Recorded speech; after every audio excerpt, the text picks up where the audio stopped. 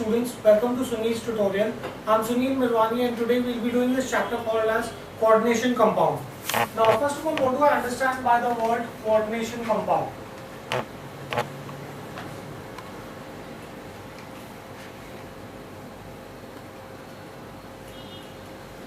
What do I understand by the word coordination compound? Now transition metals, I hope you all know what are transition elements, right? Transition metals form large number of complex compounds in which the metal atom is bound to a number of anions and neutral molecule. You'll say, sir, what's so strange about this? Why a chapter on that? When you have a compound form, you have a compound form between positive and negatively charged ion. I have one positively charged ion which forms a compound with a negatively charged ion. Here you have a positively charged ion forming a compound with multiple either negatively charged ions or neutral ions. That's the reason why we call these compounds as complex compounds. Such compounds are called as coordination compounds. So what are coordination compounds? Where you have a metal which forms large number of complex compounds in which the metal ion is bound to a number of anions, that's your negative ions, or neutral ions. Instead of being bound to only one anion, it is bound to multiple anions or neutral ions. Fine, do you get this in here? So coordination compound, transition metals form a large number of complex compounds in which the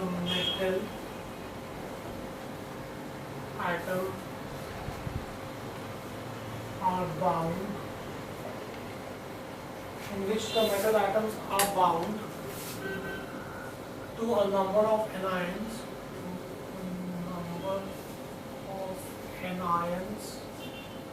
or neutral molecules.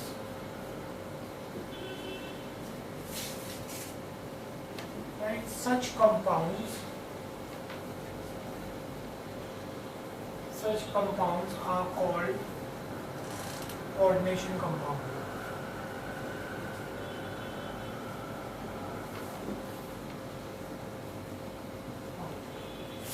Right? That is what is coordination compound.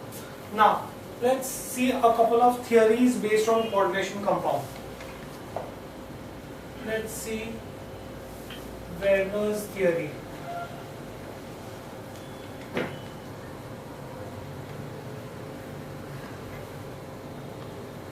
Right? Werner's theory of coordination compound. Now, the discovery of hexaamine cobalt 3 chloride was done by a scientist called as Tarsaret. Right?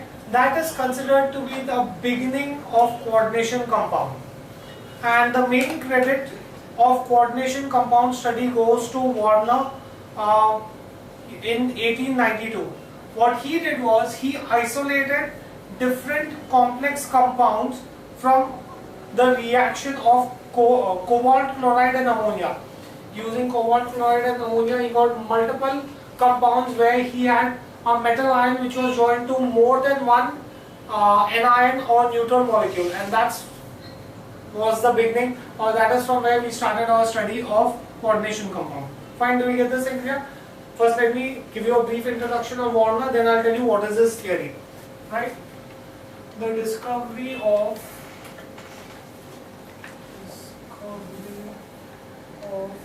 cobalt, of hexaamine cobalt,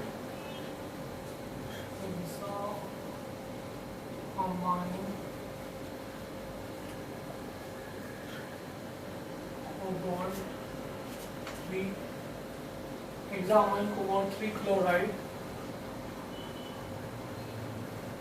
by Tarsaret is regarded as the beginning of coordination chemistry.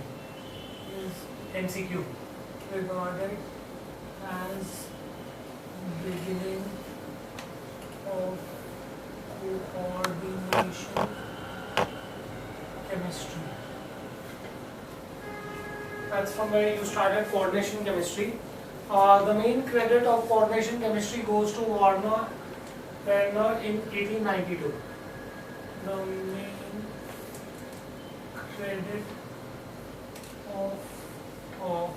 main credit goes to Werner in 1892. Why? Because he isolated different complex compounds. He isolated different complex compounds from the reaction of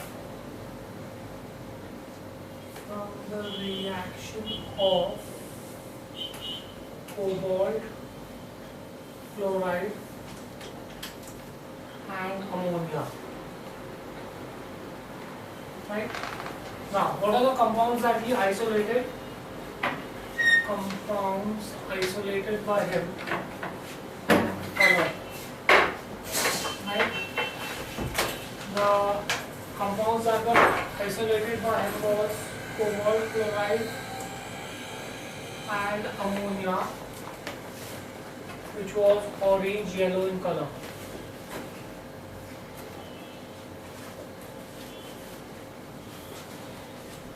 Then you had another compound of cobalt chloride with 5 ammonia molecules and 1 water molecule. This was pink in color. Same compound but different colors. Then cobalt chloride with 5 ammonia molecules and without a water molecule, that was violet in color. Then cobalt chloride with 4 ammonia molecules was violet and green in color.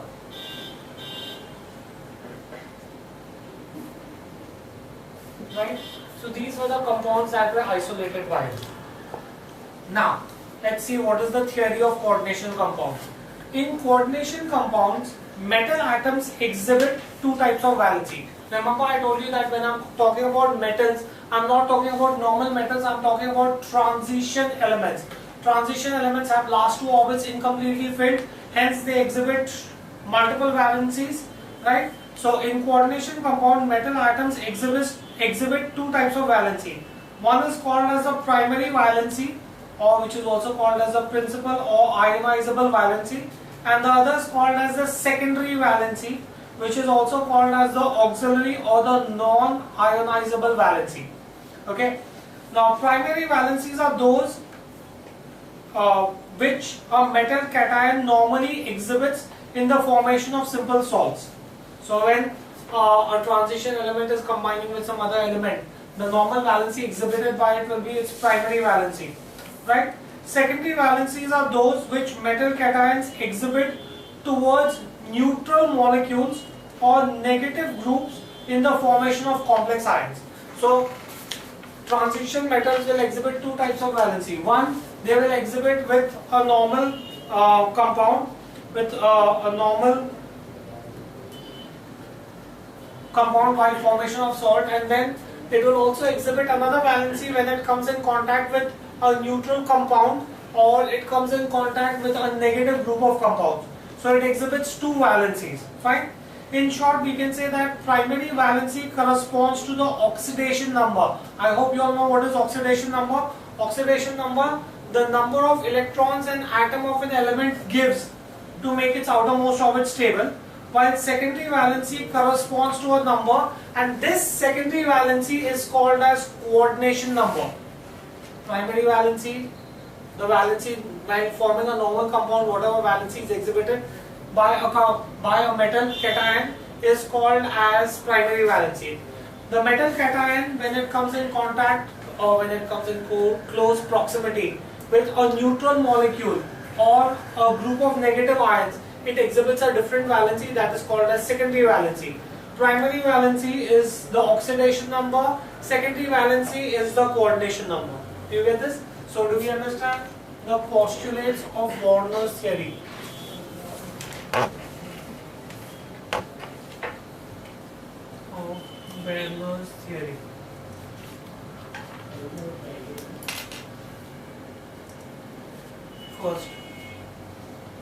coordination compound, compounds, metal ions exhibit two types of valency.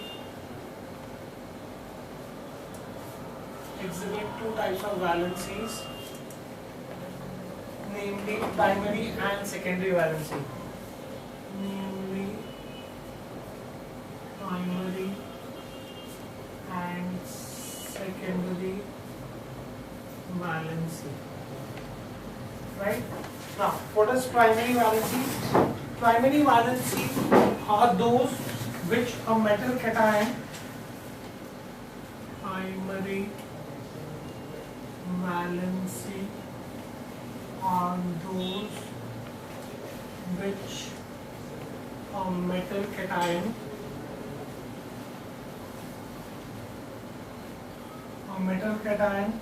normally exhibits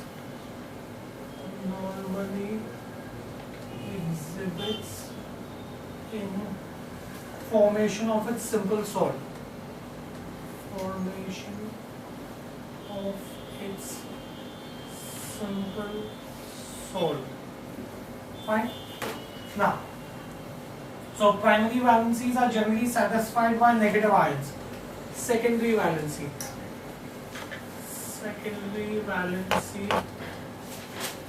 are those which the metal cation exhibits. Are those which a metal cation exhibits towards a neutral molecule,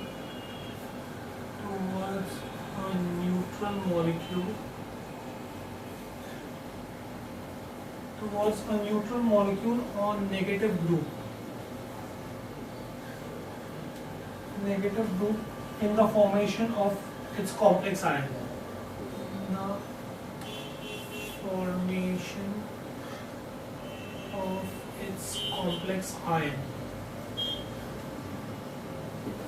Fine. Now, secondary valencies may be satisfied either by negative ions, neutral molecules having lone pair electrons. I hope you all know what is lone pair, when you have both clockwise and anti-clockwise electron in it, or even sometimes by positive group. So, a primary valency has to be necessarily satisfied by a negative ion, whereas a secondary valency can be satisfied by a negative ion, lone pair electrons, or positive group. Right? So, I can say that primary valency corresponds to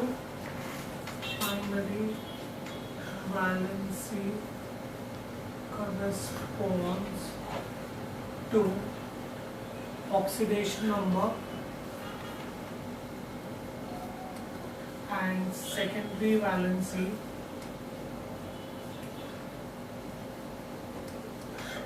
corresponds to coordination number, to a number which is called as coordination number. Fine, do you get this in here? Now, if I have a metal, now if I want to show that there are two valencies, one is primary, one is secondary, how do I represent it while writing it? Primary valencies are shown by dotted lines, whereas secondary valencies are shown by thick line. So if I show a metal and if I show dotted line which shows that it is the primary valency, it is the primary valency that the metal is combining with that another atom. And if I show thick lines, that shows secondary valency. I will first write the rule and then I will show it to you. Primary valencies are shown by dotted lines, and secondary valencies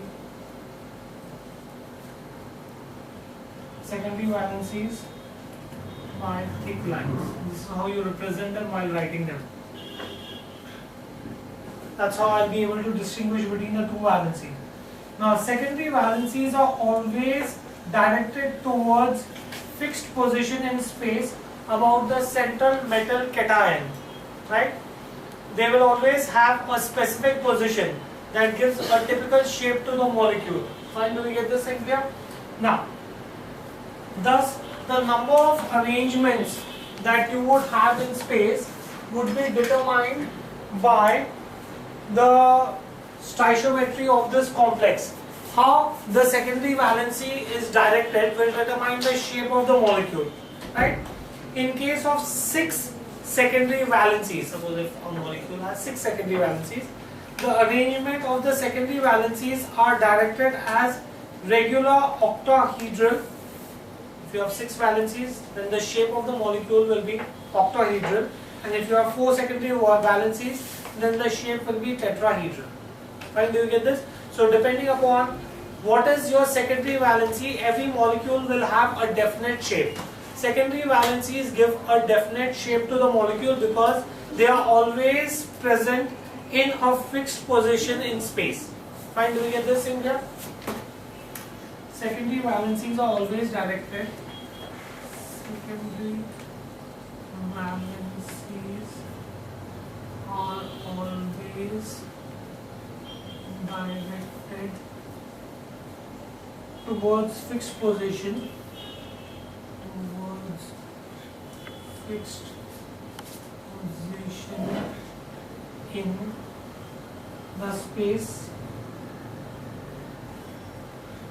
about central metal ion.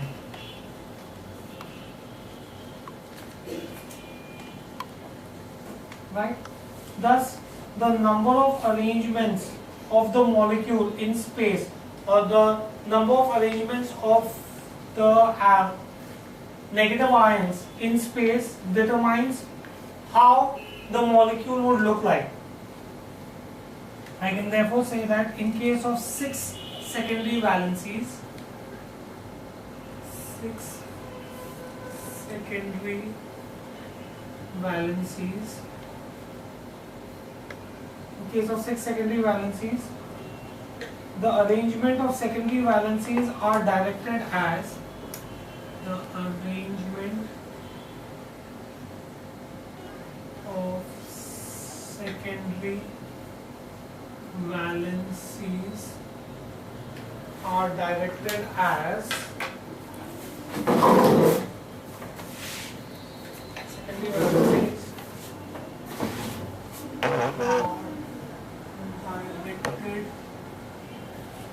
as regular octahedral.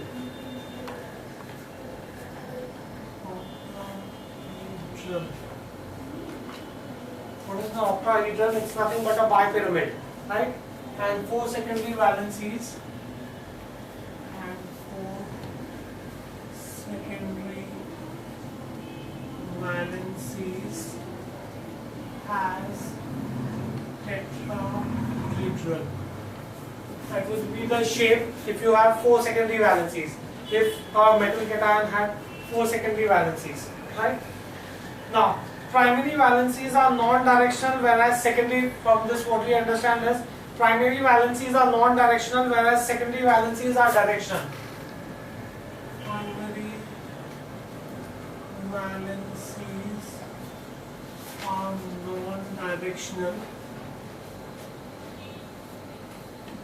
are non-directional. While secondary valencies are directional. Secondary valencies are directional.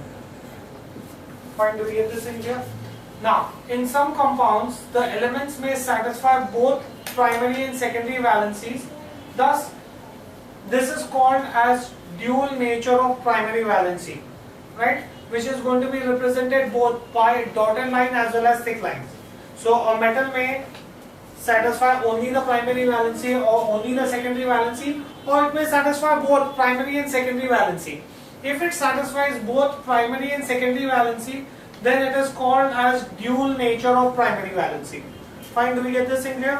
While formation of compound, if only primary valency is satisfied, then you get a salt.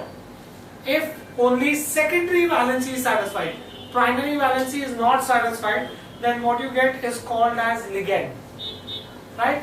If primary and secondary both the valencies are satisfied, then that is called as dual nature of primary valency, right? That's your coordination compound. In some compounds,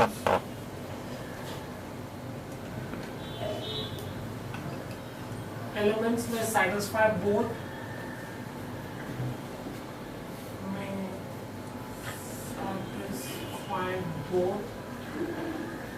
primary as well as secondary valency. As secondary valency, right? This is called as dual nature of primary valency. This is called dual nature of secondary, of primary valency.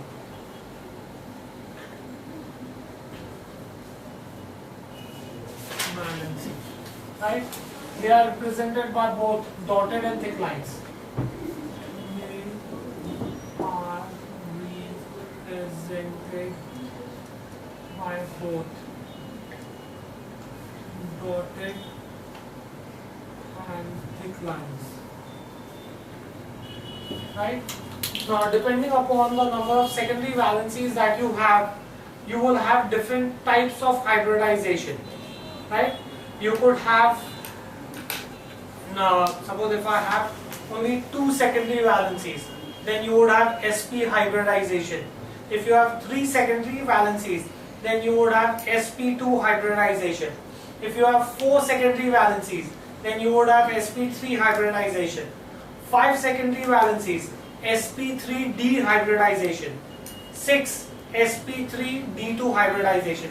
So depending upon how many secondary valencies you have, that will determine the kind of hybridization that you will have, right? Now, all this theory that I have written, I'll show you how a compound looks like once the theory is satisfied, right? Let's see the structure. Let's see the structure of complex using Werner's theory.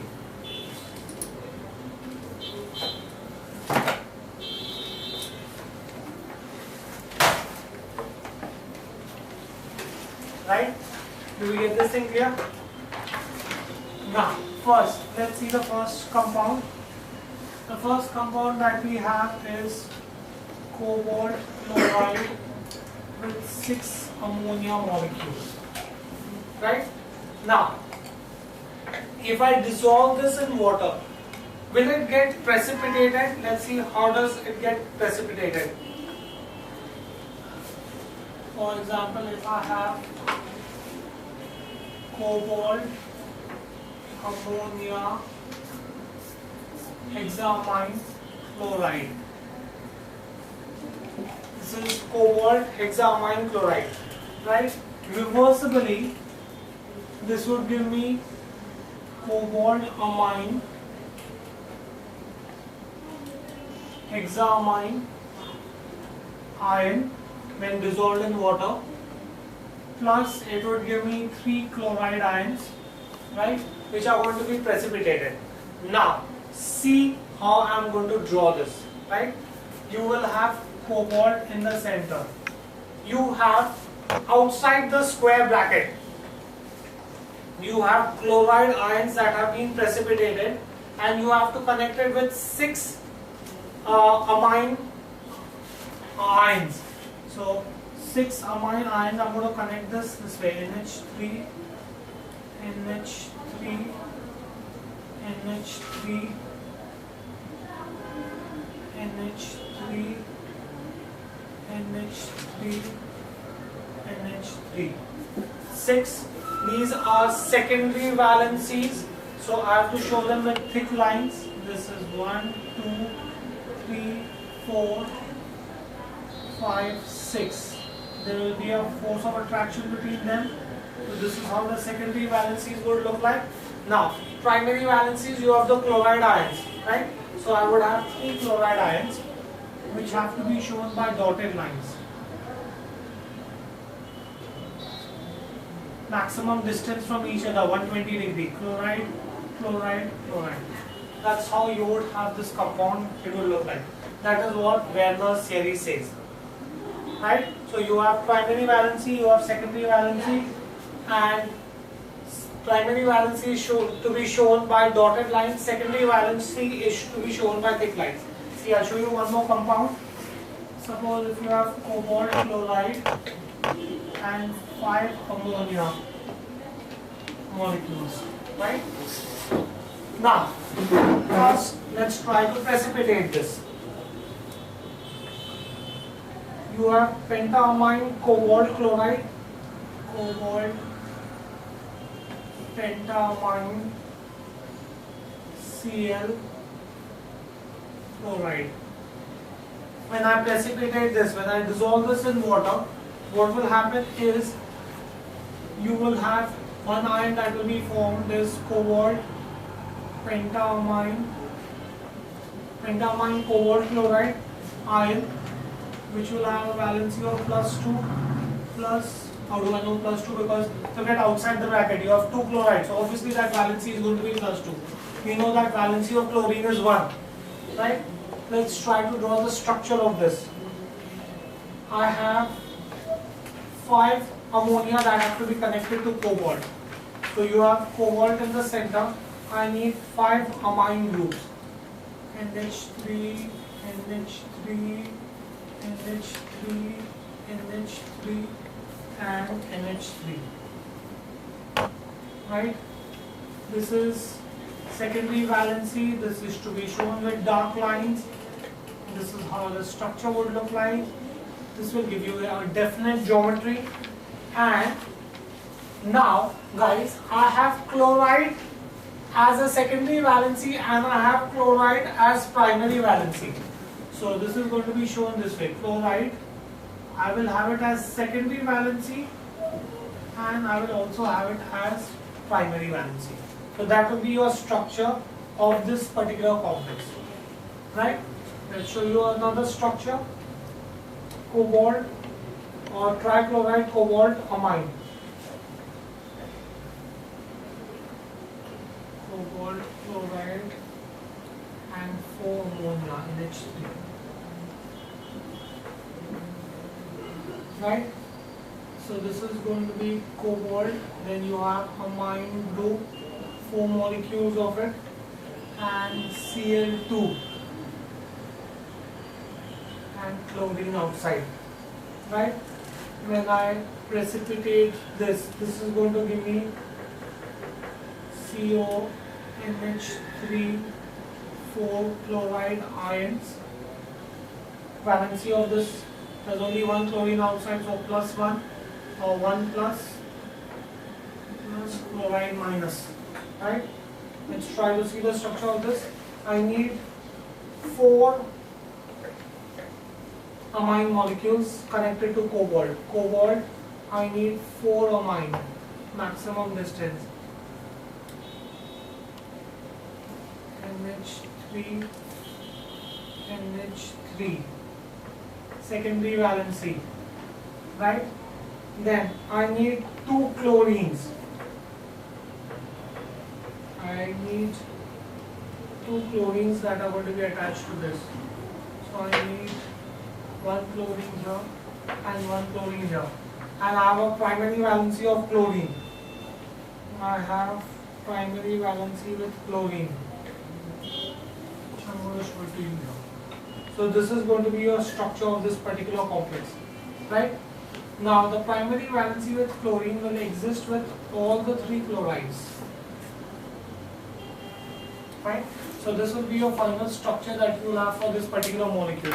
Next, let's see another molecule, guys, using Werner's theory. Cobalt chloride and 3 ammonia molecules. Let's see this particular complex. Now, in this particular complex does not ionize at all. This particular complex, when I dissolve it in water, will not ionize at all. So how will the structure be? You have cobalt, which is connected to 3 amine group.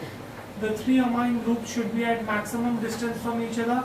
That means 120 degree, amine, amine, amine. 120 degree. I have three chlorines, right, which exist both as primary and secondary valency. This is my dual nature. In the previous case also the chlorine had dual nature. So here again, there you had two chlorine atoms that are dual nature. Here all the three chlorine atoms are dual nature. Three chlorine atoms, maximum distance from each other, 120 degree. Chlorine, chlorine, chlorine. Secondary as well as primary. This is my dual nature of chlorine. Right? So this compound chlorine exhibits exhibits dual nature. Fine, do you get this thing here? Now, what do I understand by? Okay, so do we understand Bendler's theory? Next, let's move on ahead, guys. What do I understand by the word ligand?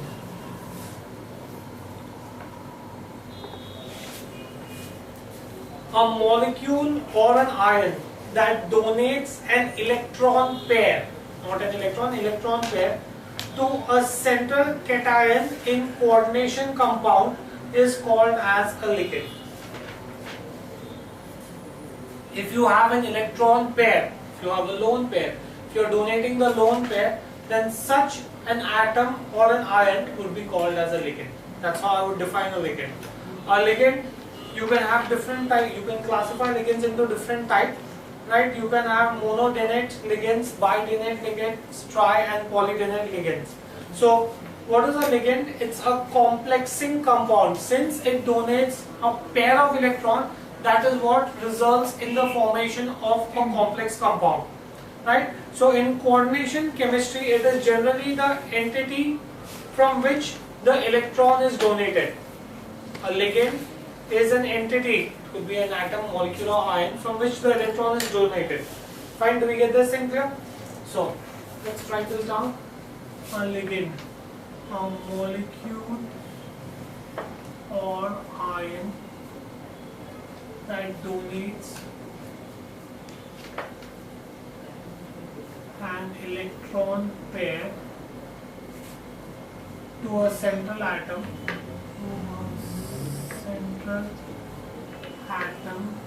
or cation, it could be anything, atom or cation, in a coordination compound.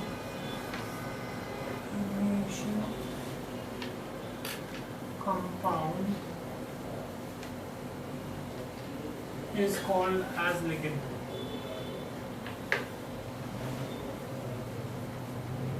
That is what is a ligand, right? A ligand may be, you classify ligands.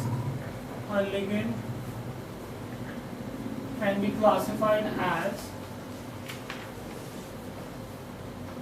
monodentate, bidentate, tridentate, or polydentate. What are these? I'll show you the classification. Just give me 2 minutes. Polydentate. So that's your classification of ligands, right? So what are ligands? Ligands are complexing. Ligand is a complexing group. Ligand is a complexing group, right? Now the difference between, there's a difference between the central ion and ligand, right? Central ion, if you remember your 11th standard chemistry, acts as a Lewis base, whereas a ligand acts as an electron donator, electron pair donator, right? So that is the difference between a ligand and a central ion. Fine, do we get this in here? In coordination chemistry,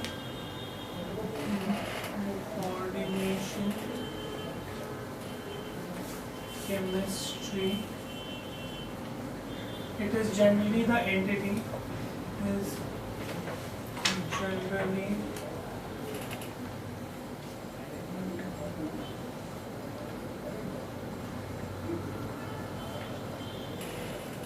the entity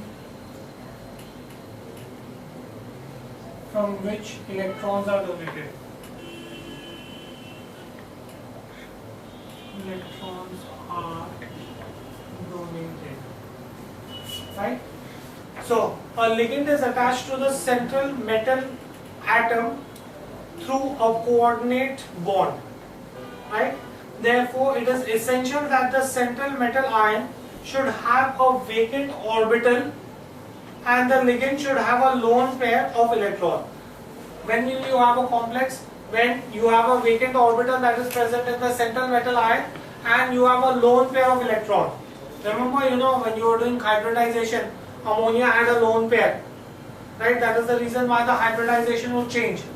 So, for ligand to be, or for a coordination complex to be formed, the ligands are attached.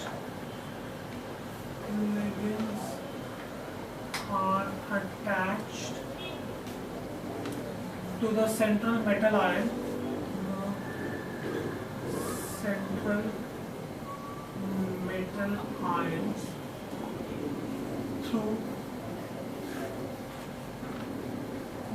coordinate bond. Right, sharing of electrons. Therefore, it is essential for the central metal ion. It is essential for the central metal ion.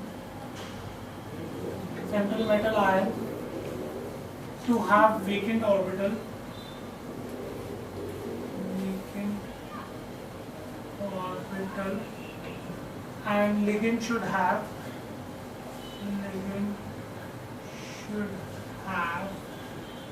a lone pair. Ligand should have a lone pair of electrons. That's how you would have a coordination compound formed. Right? The atom in the ligand which donates the electron pair is called as the donor atom or the coordinating atom. The atom in the ligand that is donating the electron pair, which can donate electron pair,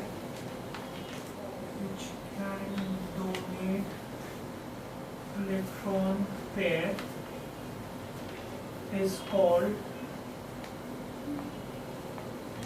donor atom or coordinating atom. Coordinating atom. Fine. So do you understand what is a ligand? See, I'll show you here. Let's consider example. Let's consider ammonia. In ammonia, ammonia has 5 electrons in its outermost orbit, out of which you have an electron pair 2, 3, 4, 5. 3 of them form bonds with hydrogen. So 3 of them will form bonds with hydrogen. 2, you will have an electron pair, you will have a lone pair that is free. So here, since it has a lone pair, here nitrogen has a lone pair. It is capable of donating this lone pair, therefore it is a donor atom. Nitrogen is donor atom. I'll show you another example, say water.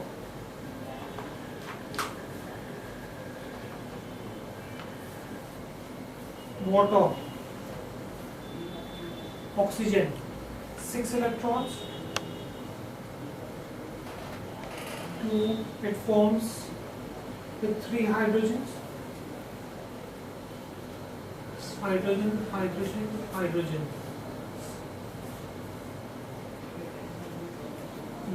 H2O.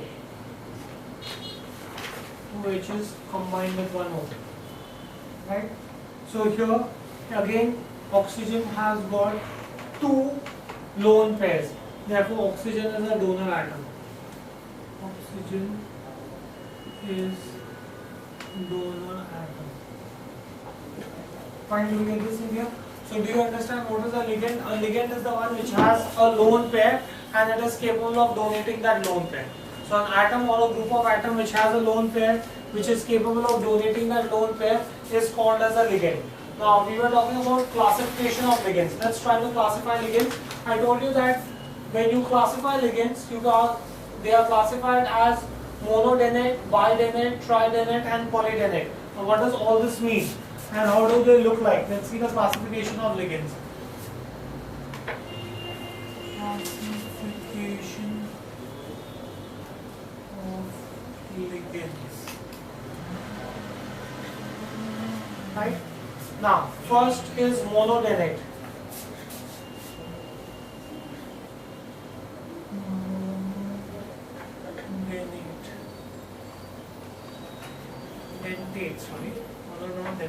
Monodentate. This is also called as unidentate. Right? Now what are monodentate? These are those atoms that are capable of donating only one lone pair. These are those atoms that have only one lone pair. Therefore, when they are forming a coordination complex, they will donate only one lone pair. Fine, do we get this thing clear? It donates one electron pair. It donates one electron pair.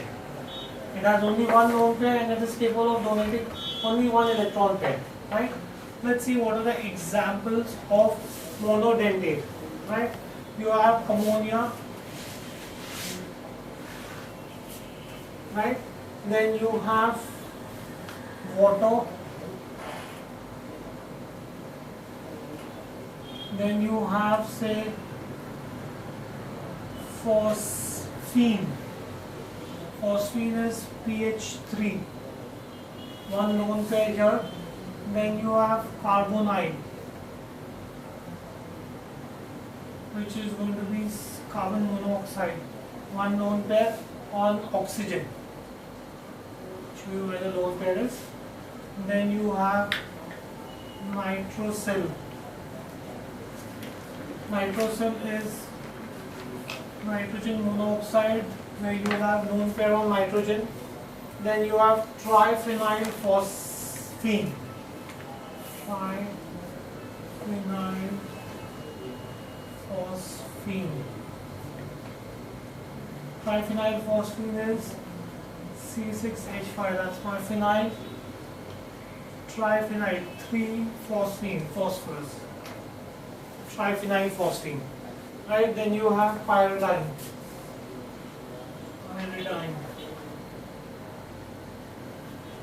Pyridine is PY.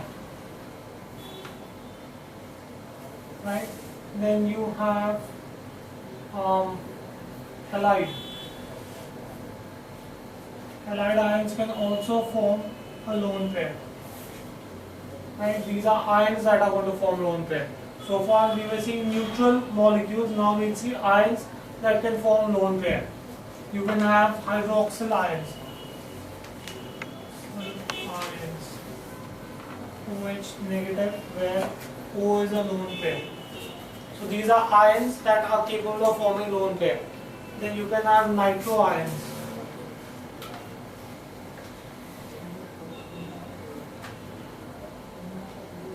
Nitro ion, NO2 lone pair. You can have cyanide, which is here. This should be nice. Cyanide, carbon has a lone pair and nitrogen also has a lone pair.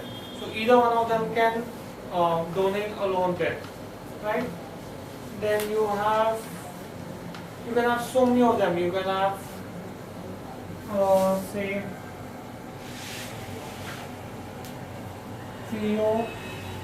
thiocyanate, SCN ion. Right, I'm specifically writing the name because while doing nomenclature, looking at this, you should know your nomenclature, right? Then you have pentadenine,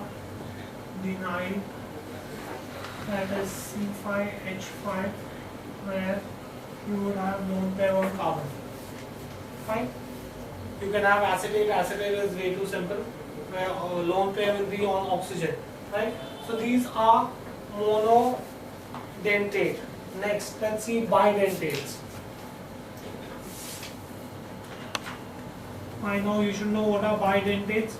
Bidentates are those which donate two electron pairs. They have two lone pairs and they don't donate both the lone pairs. They donate, it donates two electron pairs. Right? Now, bidentate, let's see in detail the name of the ligand, structure, donor, and what is the abbreviation for it. We'll look this and I'll show you here.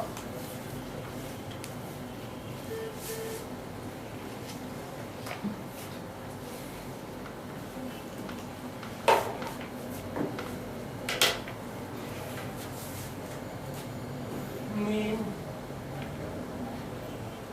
of ligand, structure, donor atom, abbreviation.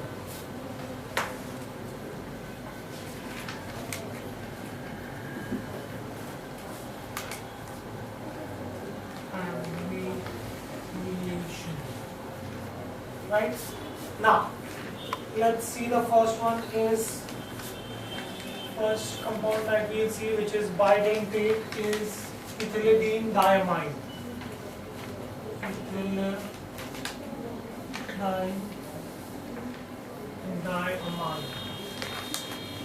Right? Diamine means it should have two NH2 groups. Ethylidene, that means it will have two carbon groups. So you will have CH2, CH2 connected with two amines, NH2, NH2, and that is how it will look like. Here you will have the central atom, whatever the central atom is, right? Who's the donor here? The donor atom obviously is nitrogen. Abbreviation for, instead of writing ethylidene diamine in the compound, this is written as just En. So what does En indicate? It indicates ethylidene diamine.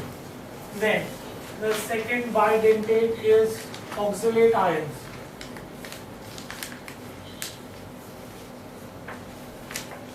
Oxalate ion structure, carbon, oxygen, oxygen, carbon, oxygen, oxygen. Here you would have the central atom that would be connected here, right?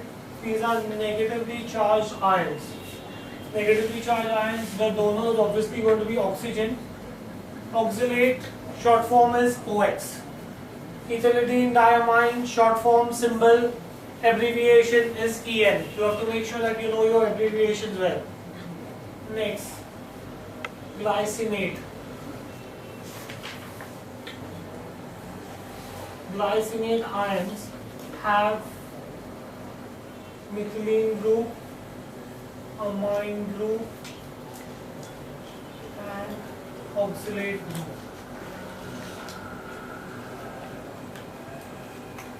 Right? Now, the donor here, in the first case, both the nitrogens were donating. That's the reason why you had bidentate. One nitrogen, you had diamine. Diamine, two nitrogen. One nitrogen would give one lone pair. Both the nitrogens would give one lone pair. Two lone pairs would be donated. Oxalate again, the first oxygen would donate a lone pair. The second oxygen would donate a lone pair. Both the oxygens donating a lone pair. That's how it becomes bidentate. Here, one lone pair is going to be donated by nitrogen, whereas the other is going to be donated by oxygen. So nitrogen and oxygen, right? Short form is GLY. Next, acetyl acetonate.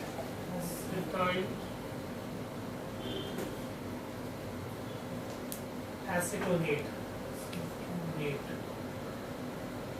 Should be nice. Acetyl. H3C COCH. Acetonate, that is COCH CH3, both the oxygens would donate one lone pair. This is going to be the structure for acetyl acetonate, right? Who's the donor here? Oxygen. The abbreviation for this is ACAC, acetyl acetonate, right? Then the next you have is dimethyl glycosonate, right? Structure CH3CNO, CH3CNOH, right? This is the structure for dimethyl glycosonate. One lone pair coming from oxygen, one lone pair coming from nitrogen. So the donors here are nitrogen and oxygen. And the short form for this is DMG, capital DMG, dimethyl glycosonate. Then you have 2,2 dihydride, right? Where you have two benzene atoms, benzene, another benzene, nitrogen, one hydrogen substituted by nitrogen. The two benzenes are joined together. The nitrogens would donate one lone pair. So here the donor is nitrogen and the short form for this is DIPY, dipy. Fine. So these were bidentate, right? Next, let's see tridentate. The next classification is tridentate. As the name suggests, these are those ligands that are capable of donating 3 lone pairs. Ligands which are capable of donating 3 lone pairs are called as tridentates. They have 3 donor sites. 3 donor sites. They are capable of donating 3 lone pairs. Finally, get this thing here. So here you have, let's see the structure of this, diethylene triamine. Diethylene triamine is the name of the ligand. The structure for this, 2-ethylene and triamine, H2C amine, CH2, CH2, CH2. This is diethylene. Now I need triamine. I need one more amine. So here you will have NH2. Here you will have NH2. This is my triamine. Now see the structure. This lone pair comes here. This lone pair comes here. This lone pair comes here. You should also know where the lone pair goes because that will determine the geometry of the molecule. Right? Who's the donor here? Nitrogen is the donor here. The short form for this is DN. DIEN. Right? This is tridentate, which is capable of donating 3 lone pairs. Right? Next. The next is tetradentate. Tetradentate. Tetradentate is also called as quadradentate.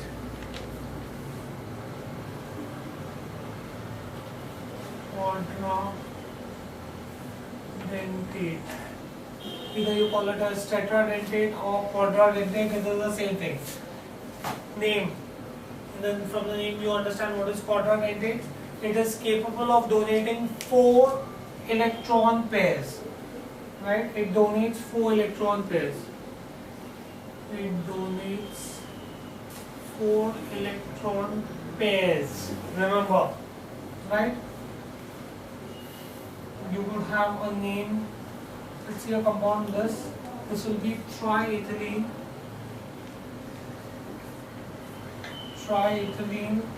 tetraamine.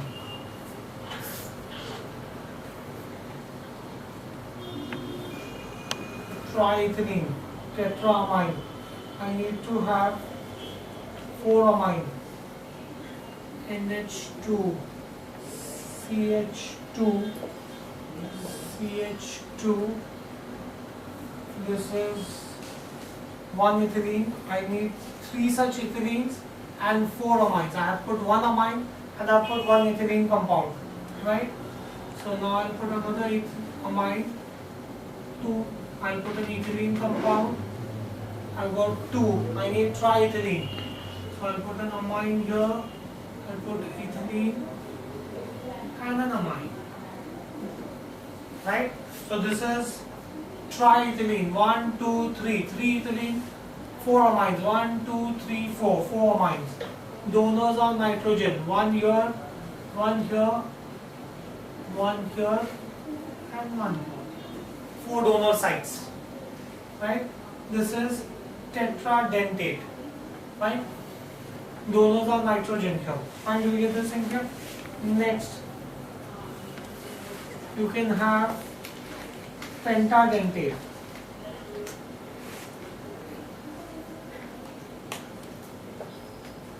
Right? Pentadentate are also called as quinquedentate. Quinquedentate.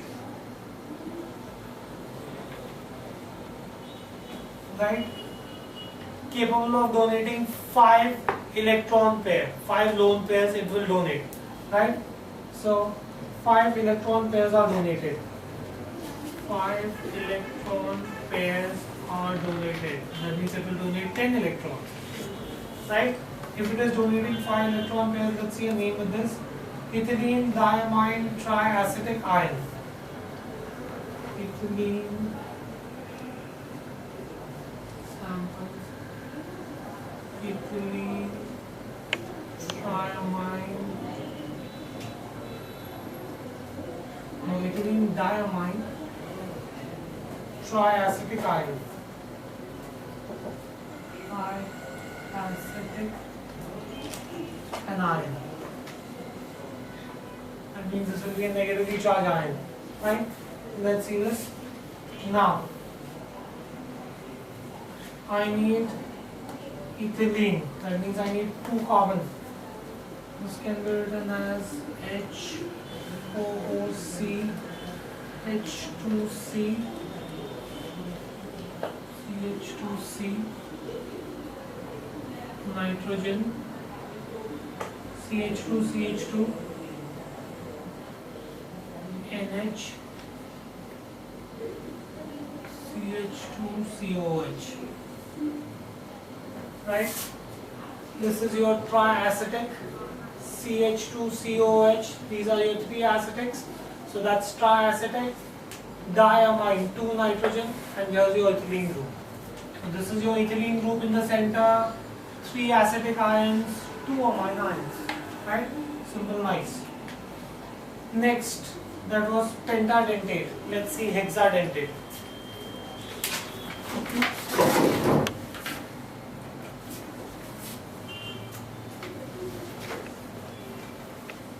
Hexadentate. Capable of donating 6 electron pair. 6 donor sites are present in it. Right, it has 6 donor sites. Example for this is ethylene diamine tetraacetic anion. Ethylene diamine tetraacetic anion. Symbolically, or the abbreviation for that is EDTA. Ethylene diamine tetraacetic anion. Right? That means I need 4 acetic ions. ion.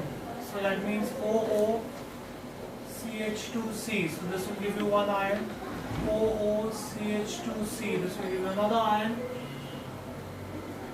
CH2COO. Third ion. CH2COO. Fourth. So this is my tetraacetic. Now I need diamine. Connect this to amine group. So it's connected to amine group and I need ethylene in between. CH2, CH2. Simple nice ion. Ethylene, diamine, tetraacetic, anion. Fine, do we get this thing clear? So do you understand this ion? Okay. We'll stop this here for the day. Thank you very much.